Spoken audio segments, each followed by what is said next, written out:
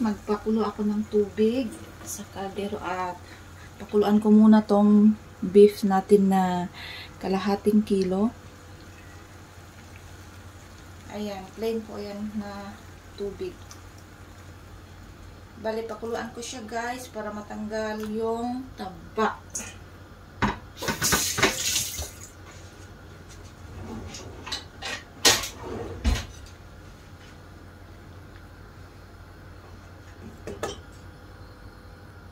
Yan guys, kung napansin nyo, nagsipagtangan na yung mga taba. Ayan.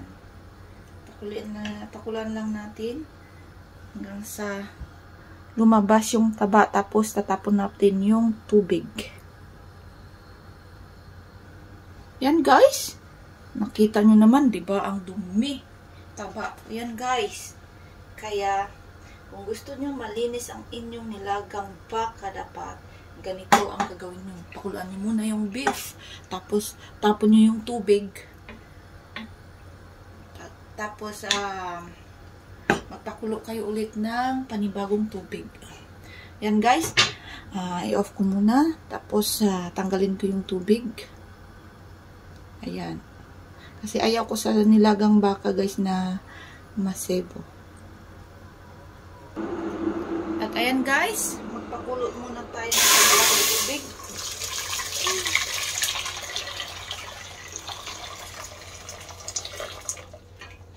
Yan.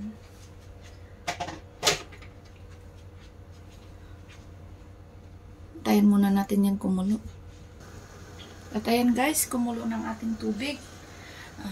Medyo marami yung tubig nilagay ko kasi para maluto yung beef natin. At ito, nilagay ko na ang sibuyas.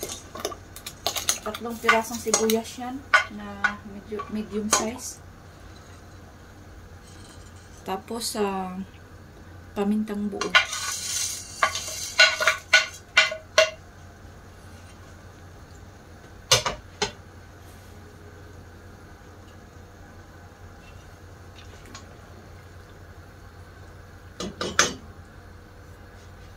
Tapos, ito na pala yung beef na napakuluan ko guys. Medyo malinis na siya.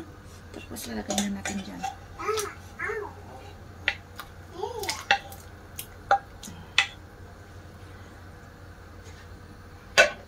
Pakuluan lang natin yan hanggang sa lumambot yung beef. Siguro mga 1 oras. Kasi wala akong pressure cooker guys. Takot ako gumamit ng pressure cooker. Yan.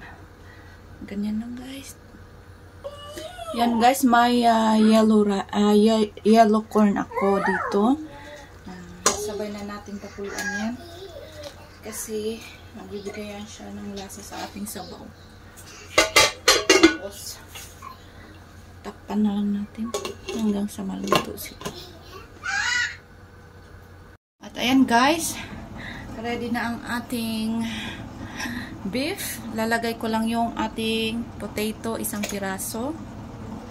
Tapos, 1 piraso din saging na kadaba.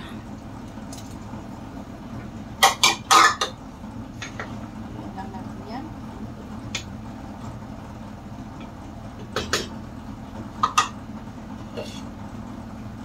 Takpan ko lang muna saglit. Ayan guys. Ready na yan guys. Titiglahan na yan. Maglalagay lang pala ako ng ating mga dahon-dahon na gulay. Cabbage, tapos Chinese pechay at saka pechay, tapos chili. Yan, lalagay na natin yung sabay. Cabbage.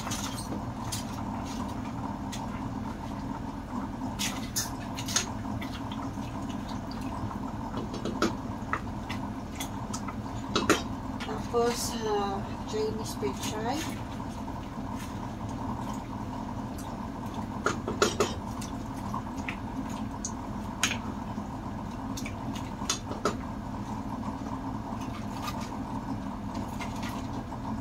Tapos yung ating pechay din.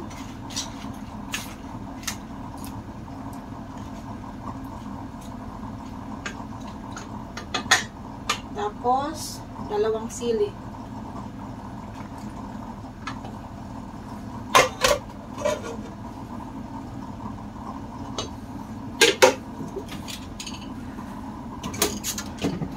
Ngayon, mag-a-add ako ng asin.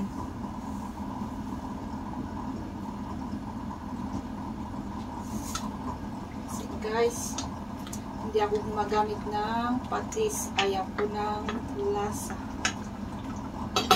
Napapahuan ako sa patis guys. Pasensya na. Depende pa rin sa inyo kung gusto niyo ng patis. Tapos, magic sarap. Pwede rin tayo gumamit ng chicken, beef cubes. Ako mas gusto ko itong magic syrup eh. Gusto na natin. Pwede lang naman.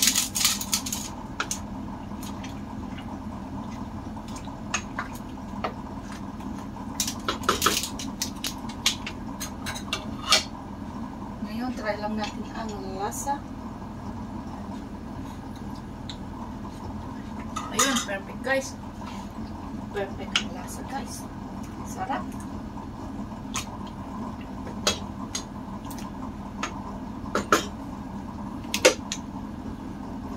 Salamat sa panonood guys. Thank you for watching. Bye-bye.